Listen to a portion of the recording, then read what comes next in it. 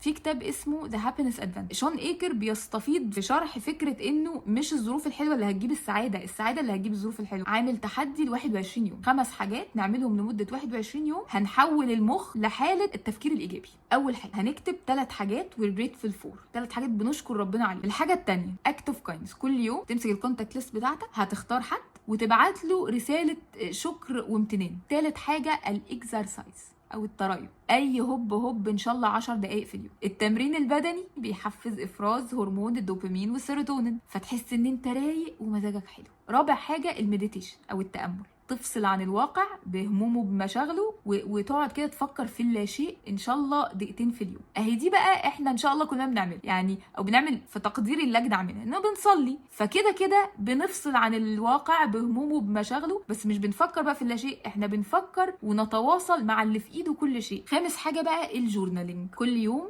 قبل ما تنام تكتب حاجة حلوة حصلت لك أو حاجة فرحتك حصلت في آخر 24 ساعة. اللي بيحصل إنه لما بتكتبها بتسترجع الموقف وبتعيش نفس المشاعر اللي عشتها، والموقف ده بيحصل كأنك بتعيشه تاني. بس كده. نطبع بقى كالندر أو روزنامة ونعلقها على التلاجة، وكل يوم نعمل فيه ال5 حاجات دي، نعلم عليه عشان نبقى شايفين كده الاتشيفمنت قدام. ويا سلام بقى لو نطبع روزنامه تانية لحد حبيبنا او لناس مجموعه ونعمل جروب نشجع بعض كده ونفكر بعض، تبقى عسل قوي. وجب التذكير تاني ان احنا مش بنعمل كده عشان السعاده غايتنا وكاننا جايين الدنيا عشان نبحث عن السعاده، احنا بنحاول نبقى سعداء كوسيله عشان نعرف ناخد اكشن ونقوم بادوارنا ونحسن اوضاعنا، لانه ما حدش هيعرف يعمل حاجه وهو محبط.